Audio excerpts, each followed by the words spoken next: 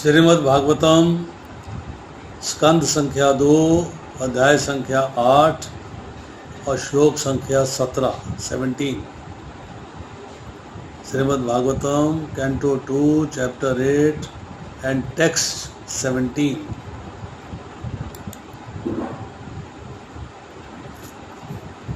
Please repeat after me. युगानि युगमानं च धर्मः यः च युगे युगे अवतार अनुचरितं यत आश्चर्यतमं हरेः युगानि युगमानं च धर्मः च युगे युगे अवतार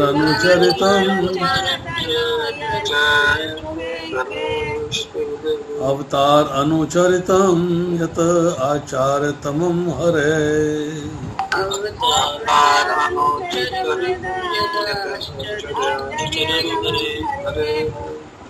Somebody will read अनुवाद। Who's got a Hindi Bhagavatam? हरे कृष्णा। अनुवाद। कृपा करके सृष्टि के काल के विभिन्न युगों तथा उन सब की अवधियों का वर्णन कीजिए।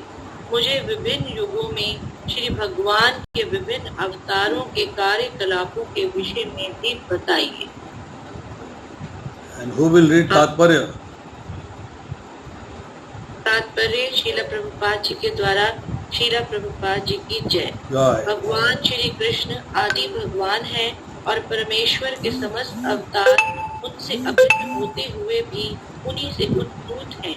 महाराज परीक्षित ने महाविद्वान एवं महामुनि शील शुकदेव गोस्वामी से ऐसे अवतारों के कार्यकलापों के विषय में पूछा जिससे श्री भगवान के अवतार की पुष्टि प्रामाणिक शास्त्रों में उल्लेखित उनके कार्यकलापों के आधार पर की जा सके।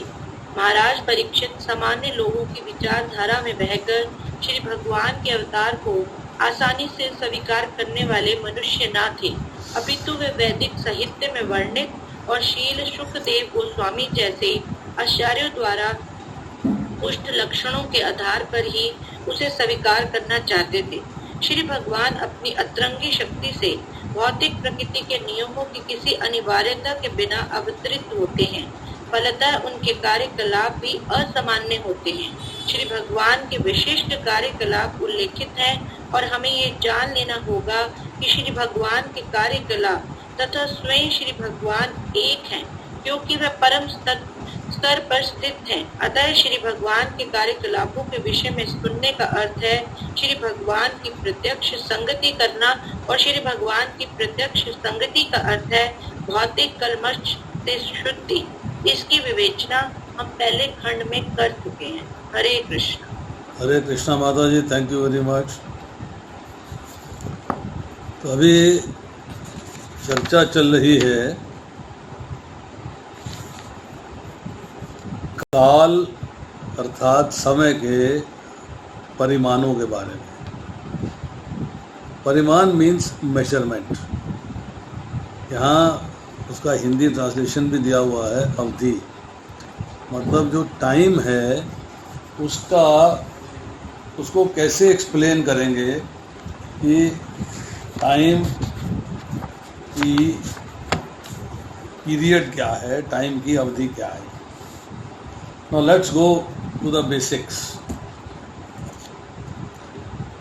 अत्यंत सूक्ष्म काल है परमाणु। सबसे सूक्ष्म काल परमाणु को माना जाता है। दो परमाणु मिलके एक अणु बनाते हैं। 3 अणुओं का एक त्रस रेणु होता है।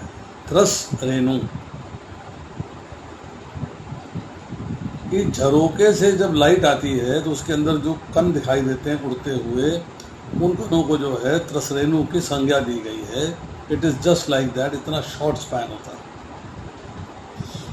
ऐसे 3 त्रसरेणुओं को पार करने में सूर्य जितना समय लेता है उसको त्रुटि कहते हैं, त्रुटि या त्रुटिका। 100 त्रुटियों का एक वेद होता है, 100 त्रुटियों का एक वेद होता है।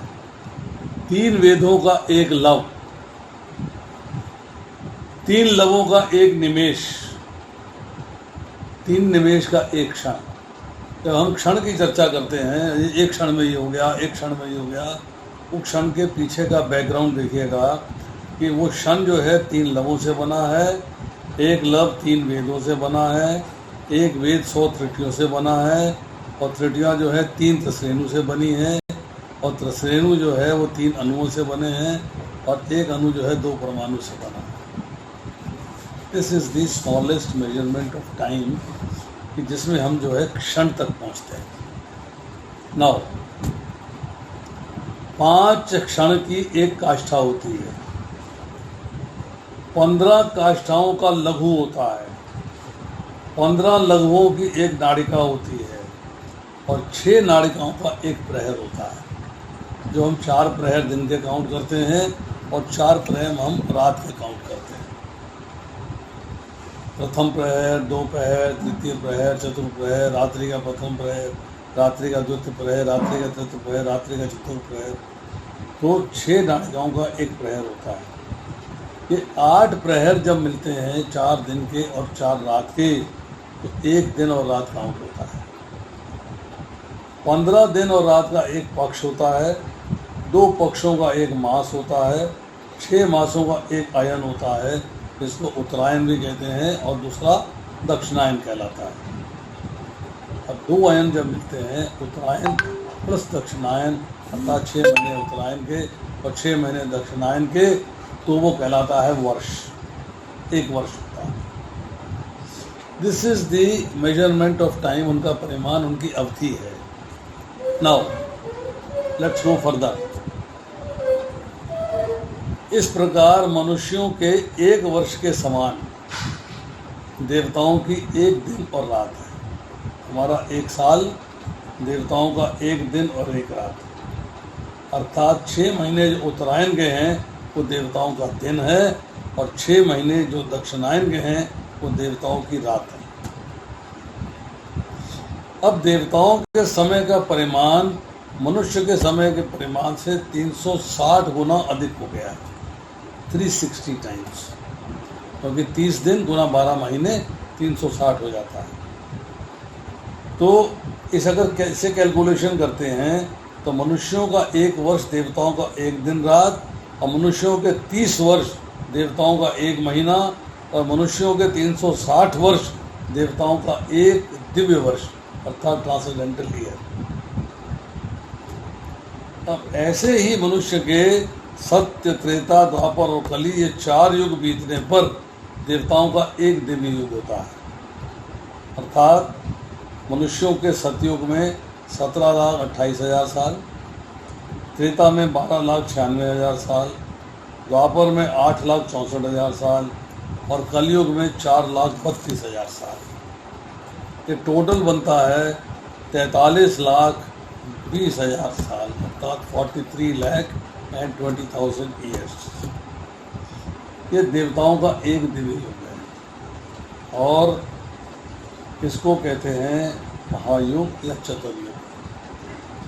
अब कैलकुलेशन जो होती है सन से, सूर्य से, तो ब्रह्मा जी का जो दिन रात है उसका जो मेजरमेंट है, उसका जो परिमाण है, तो देवताओं के दिव्य युगों से होता है। अर्थात देवताओं के 1000 दिव्य युग, अर्थात मनुष्यों के 4,32,00,000,000 वर्ष से ब्रह्मा जी का 1 दिन होता है, उतने ही दिव्य युगों की रात होती है। दूसरे शब्दों में 1000 चतुर्युगी ब्रह्मा जी का दिन, और 1000 चतुर्युगी ब्रह्मा जी की रात। इसी दिन को ब्रह्मा जी के लिए कल्प या सर्प कहते हैं। जब रात आती है तो उसे प्रलय कहते हैं। ये मेजरमेंट है। अब चर्चा आ रही है कि मुझे विभिन्न युगों में भगवान के विभिन्न अवतारों के कार्यकलापों के विषय में बताइए। विभिन्न युगों में भगवान के विभिन्न अवतारों के कार्यकलापों के विषय में बताइए। ये बहुत लंबा टॉपिक है और बहुत ही डिस्कशन इसकी जो है हम पहले स्कंद में भी कर चुके हैं और इस स्कंद में भी आगे जाके होंगे। तो अभी हम उसका डिस्कशन न करके शॉर्ट में करेंगे। पहले तात्पर्य पढ़ लेते हैं, उसके बाद थोड़ा समय लगाएंगे एक पावर पॉइंट देखने में। मैं स्क्रीन शेयर करूंगा, आप लोग मेरे साथ जो है स्क्रीन पे लगे रहिए। भगवान श्री कृष्ण आदि भगवान हैं और परमेश्वर के समस्त अवतार उनसे अभिन्न होते हुए भी उन्हीं से उद्भूत हैं। तो भगवान से जो प्राकट्य होता है वो दो टाइप का है। एक है स्व अंश। स्व मीन्स स्वयं। स्वयं मीन्स भगवान अपने आप को अपने ही अलग अलग रूपों में प्रकट करते हैं। किसी ने पूछा भाई कभी तो मछली बन गए, कभी वराह बन गए, कभी नरसिंह बन गए, कभी परशुराम बन गए, कभी बलराम जी के रूप में आ गए, कभी राम जी के रूप में आ गए। ये क्या स्टोरी है? Why it is so? सभी जगह कृष्ण के रूप में क्यों नहीं आए? सभी जगह कृष्ण के रूप में क्यों नहीं आए? कृष्ण का रूप है, सब जगह कृष्ण के रूप में आ जाते नहीं। ये सवाल एक बार बहुत अच्छा निकला। एक ऑटो में बैठे तो उसके अंदर जो है उसने अमिताभ बच्चन की फ़ोटो लगा रखी थी। तो कहीं कालिया है तो कहीं डॉन है, अलग अलग उसकी फ़ोटो लगा रखी है और नीचे लिखा हुआ है कालिया डॉन। तो उससे पूछा कि भाई ये कौन है? अरे सर अमिताभ बच्चन है। अरे नहीं ये तो कालिया है। नहीं सर अमिताभ बच्चन है। ये तो डॉन है। नहीं सर अमिताभ बच्चन है। बोले पर इनका नाम अलग अलग क्यों है? कहता है जी जैसी एक्टिंग की आवश्यकता पड़ी वैसा रोल हो गया और वैसा नाम हो गया। Very good example. भगवान ने जैसे जैसे आवश्यकता हुई वैसे वैसे रूप धरा। जब समुद्र से वेदों को शास्त्रों को निकालना था तो मत्स्य अवतार लिया। जब हिरण्याक्ष का वध करना था, गर्भोदक सागर से पृथ्वी को निकालना था तो शुक्र का अवतार लिया। जब अमृत मंथन होता था तो कूर्मा अवतार लिया। और जब प्रहलाद महाराज की रक्षा करनी थी कि हिरण्यकशिपु को वरदान मिले हुए थे तब नरसिंह भगवान का अवतार लिया। और जब मर्यादा दिखानी थी तब राम अवतार लिया। यज्ञों का विध्वंस रोकना था तो राम अवतार लिया। मतलब भगवान ने अलग अलग अवतार लिए, अलग अलग जो है कार्य करने के लिए। जैसे कार्य की आवश्यकता पड़ी उसके लिए जैसा रूप धरना पड़ा वैसा रूप धरा। इसलिए उसको बोलते हैं स्व अंश, कि भगवान ने अपने आप को स्वयं एक अलग रूप में प्रकट किया है एक पर्टिकुलर कार्य करने के लिए। अब दूसरा जो है भगवान का जो विस्तार है वो है भिन्नांश। भिन्न मीन्स जो भगवान से डिफरेंट है, शक्तियाँ उसमें बहुत कम हैं। अनु, जैसे कि भगवान ने कहा मम एव अंश है जीवलोके, कि ये जीव मेरा ही भिन्न और सनातन अंश है। जीव जो है भगवान का अंश है। तो कैसा अंश हुआ? मेरा ही भिन्न और सनातन है। इटर्नल जीव पर भगवान से डिफरेंट है, क्योंकि क्वालिटीज़ ब्रह्म की क्वालिटीज़ भगवान में भी हैं, ब्रह्म की क्वालिटीज़ जीव में भी हैं, परंतु भगवान में अनंत है और जीव में बड़ी ही सूक्ष्म मात्रा में। अब सारे अवतार भगवान से अभिन्न होते हुए भी उनसे उद्भूत हैं।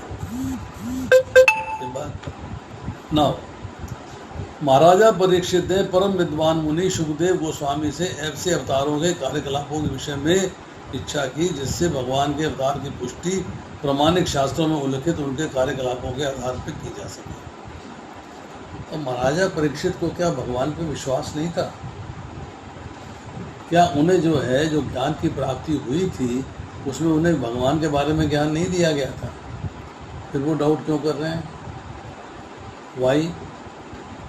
क्यों ऐसी जो है सिचुएशन अराइज हो रही है कि वो डाउट कर रहे हैं कि महाराजा परीक्षित सामान्य मनुष्य की विचारधारा में बहकर भगवान के अवतार को स्वीकार करने वाले जीव न थे, अपितु वे वैदिक साहित्य में वर्णित और सुखदेव गोस्वामी जैसे आचार्य द्वारा पुष्ट लक्षणों के आधार पर ही स्वीकार करना चाहते थे।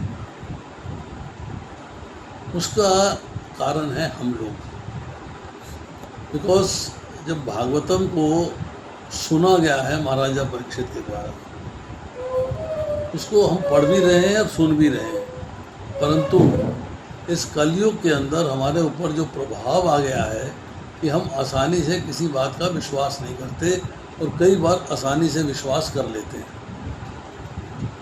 अगर मैं किसी से कहता हूँ, मेरी अभी कोई हफ्ता पहले किसी से चर्चा हो रही थी, तो हमने कहा कि ऐसा है कि तुम ये भगवान को मानते हो? कहता हाँ जी मानते हैं। क्यों नहीं मानते हैं? भगवान को नहीं मानेंगे तो किसको मानेंगे? Very good. भगवान कौन है? कहता जी ये जो संत हैं यही भगवान है। हमने कहा नहीं भाई, ऐसा है कि सतयुग में भगवान का अवतार अलग था, द्वापर में अलग था, त्रेता में राम जी आए थे, द्वापर में कृष्ण बन के आए थे, और अभी कलयुग के अंदर जो है, कहता कलयुग में कहाँ भगवान, तो महापुरुष थे, बात हो गई। अब तो कलयुग के अंदर संत ही भगवान है। भगवान को किसने देखा है? भगवान का ना कोई आकार है, ना कोई शक्ल है, ना कोई उनका रूप है, वो तो निराकार हैं, वो तो बिंदु मात्र हैं, ज्योति पुंज हैं, उनको किसने देखा है? हमने कहा फिर भगवान को मानते कैसे हो? हम तो गुरु को मानते हैं कि संत ही भगवान है, कि गुरु ही भगवान है। मतलब ऐसे व्यक्तियों को समझाने के लिए अगर वो थोड़ा सा भी ज्ञान रखते हैं या किताब पढ़ने की कोशिश करते हैं तो उनके लिए वैदिक शास्त्रों से उदाहरण देना शर्त एक है कि उनका वैदिक शास्त्रों में भी एक विश्वास होना चाहिए। अब मान लीजिए उनका वैदिक शास्त्रों में विश्वास है, अब उसमें जो है, जो यहाँ लिखा जा रहा है कि सामान्य मनुष्य की विचारधारा, कि जो सामान्य मनुष्य है वो वैदिक विचारधारा को स्वीकार नहीं करता है, वो अपने मन से जो बात आती है उसको स्वीकार करता है, या कई बार जो है सुनी सुनाई बातों से स्वीकार करता है, या भगवान के बारे में जो चर्चा सबसे आसान लगती है। हमने उससे कहा, हमने कहा भाई हम तो भगवान को भोग लगा के खाते हैं, ना चाय पीते हैं, ना कॉफ़ी पीते हैं, ना गुटखा खाते हैं, ना शराब पीते हैं, ना मांसा भक्षण करते हैं। पता जी किसने कहा है? संत को मानिए और सब कुछ खाइए, बस संत ही भगवान है। संत आपको मना करते नहीं, हमारे गुरु तो हमको मना नहीं करते। हम जो मर्जी खाएं, जो मर्जी पिए, बस गुरु को विश्वास रखें, वही भगवान है, वही हमें पार लगा देंगे। So this kind of philosophy is running around. ये फिलॉसफी जो है चारों तरफ चल रही है और लोग इसको स्वीकार कर रहे हैं। ऐसे लोगों को अगर कोई जो है चर्चा करता है और आपके पास भगवान के अवतार की प्रामाणिक शास्त्र में पुष्टि है, तो आप जो है उसको दिखा सकते हैं, उसको पढ़ा सकते हैं, उसको सुना सकते हैं, उसको शास्त्र दिखा के उसका उदाहरण दे सकते हैं।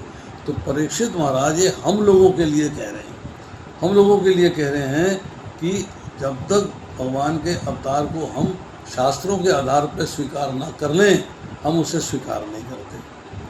अब आगे लिखते हैं प्रभुपाद, भगवान अपनी अंतरंगा शक्ति से प्राकृतिक नियमों की अवहेलना करके अवतरित होते हैं, फलतः उनके कार्यकलाप भी असामान्य होते हैं। भगवान ने अपने आप को प्रकट किया है। कहा जाता है कि देवकी के गर्भ से जन्म लिया, परंतु जब भागवतम पढ़ते हैं, शास्त्र पढ़ते हैं, उसमें जो है डिलीवरी टाइप कोई ऐसी एक्शन नहीं आता है।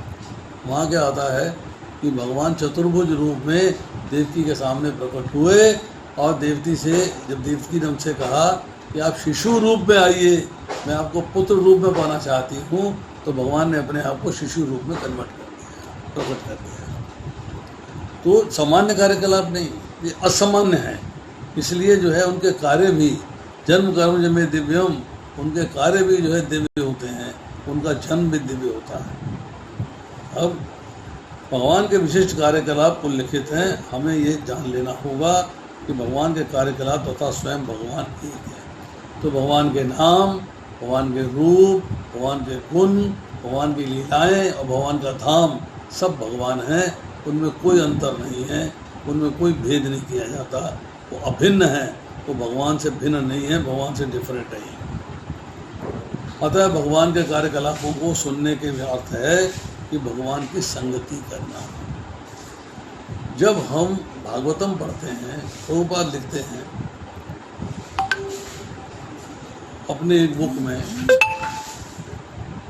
क्वेस्ट फॉर एनलाइटनमेंट, चैप्टर 7, कि अगर आपको कृष्ण का प्रेम प्राप्त करना है तो बुक है श्रीमद् भागवतम। भगवान ने भगवत गीता के अंदर कहा, मन मना भव मद भक्तो, ठीक है, मतलब मेरे भक्त बनो, मेरी पूजा करो, मुझे नमस्कार करो और मेरे को अपना मन दे दो। फिर कहा सर्वधर्मा प्रत्यजम, कि सब प्रकार के धर्मों का परित्याग करके एकमात्र मेरी शरण में आ जाओ। कैसे आए, कैसे भगवान की पूजा करें, कैसे भगवान को नमस्कार करें, कैसे भगवान की भक्ति करें और कैसे अपना मन भगवान को दे दें, ये हमें नहीं मालूम। उसको ज्ञान देने के लिए कि कैसे करना है, भागवतम के अंदर भक्तों की कथाओं के माध्यम से हमको ये ज्ञान दिया जा रहा है कि आपको कैसे करना है, हमें किस प्रकार भगवान की सेवा करनी है, किस प्रकार भगवान की पूजा करनी है, किस प्रकार भगवान को नमस्कार करना है और किस प्रकार मन भगवान को देना है और किस प्रकार अपने आप को भगवान को समर्पित करना है। ये हमें ज्ञान मिला। तो जब हम उस ज्ञान को सुनते हैं या उस ज्ञान को पढ़ते हैं परंपरा से, शुद्ध भक्तों के माध्यम से, तो हम जो है भगवान की संगति कर रहे हैं, शुद्ध भक्तों की भी संगति कर रहे हैं। और भगवान की संगति परंपरा से शुद्ध भक्तों के माध्यम से हो रही है। जब भगवान की संगति होती है और शुद्ध भक्तों के हम कथाएं सुनते हैं, उनके माध्यम से भगवान की लीलाओं का वर्णन सुनते हैं, तो क्या है, हृदय का शुद्धिकरण होता है, अर्थात भौतिक कलमश से शुद्धि प्राप्त होती है। जब प्रभुपाद जी लिखते हैं, इसके बारे में डिस्कशन पिछले खंड में कर चुके हैं।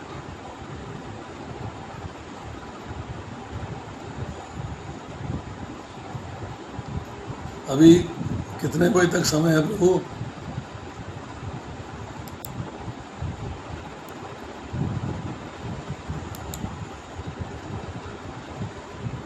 प्रभु जी अभी टाइम है, 20 मिनट तो है आपके पास।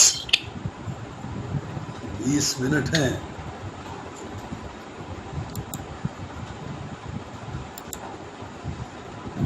मिनट और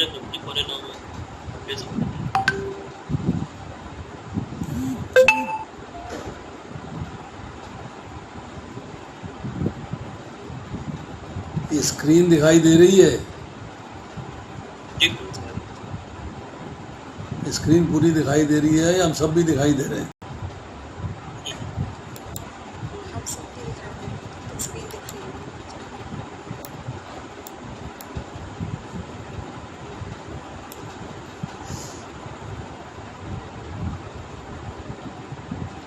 ये माता जी एक प्रेजेंटेशन है अवतारों के बारे में, इसके बारे में हम कभी डिटेल में चर्चा करना चाहेंगे।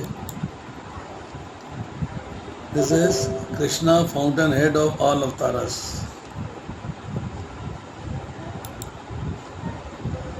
The word Avatara means one who descends, more specifically one who descends from the spiritual sky.